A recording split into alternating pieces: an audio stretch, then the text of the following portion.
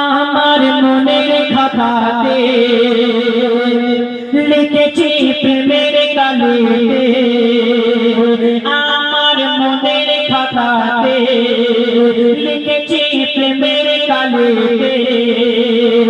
আর কারণ শুধু নবীর নাম, আর কারণ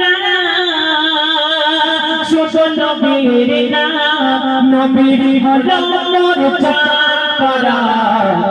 আমার মনের খাতাতে লিখেছি প্রেমের কালিতে।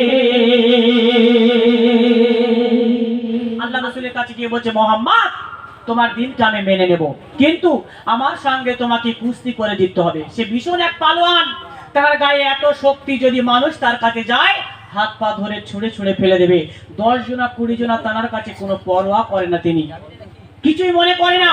আমার রসুলের কাছে গিয়ে, আল্লাহ রসুলের কাছে গিয়ে বলছে, আমার সঙ্গে কুস্তি না করলে আমি তোমার কলমাও পড়বো না, দিন ইসলামকেও মানবো না।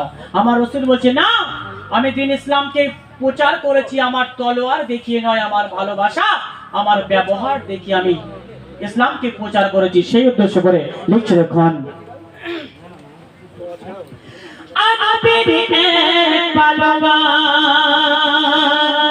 বলে আমি আনবো ঈমান,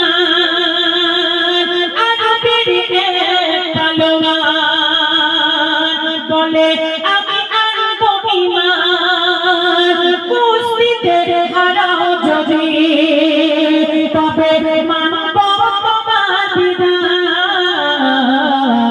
মেনে নেব তুমি নবী আর শরত খোদার কোরআন, মেনে নেব তুমি নবী আর শরত খোদার কোরআন। হয়ে যা আজ দেখি তাগার প্রমাণ, হয়ে যা আজ দেখি তাগার প্রমাণ। দেখি ঠিকই পাতি আজ গার শোনা, আমার মনের খাতাতে লিখেছি প্রেমের কালিতে।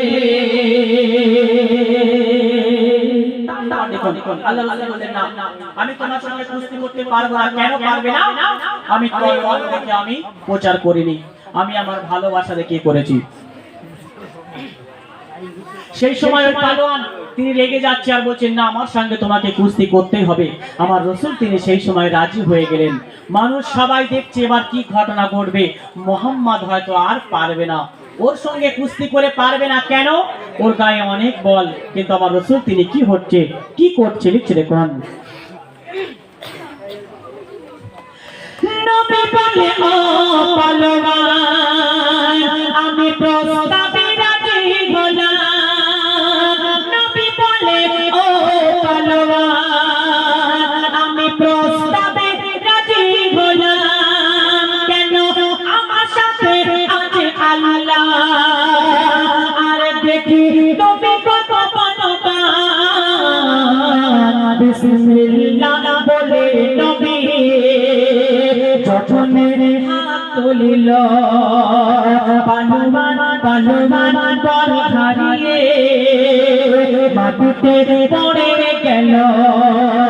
সাথে সাথে কলেমা পড়ে পালোয়ান, সাথে সাথে কলেমা পড়ে পালোয়ান। জয় হলো নবীর আর খোদার কোরআন, আমার মনের খাতাতে লিখেছি প্রেমের কালিতে।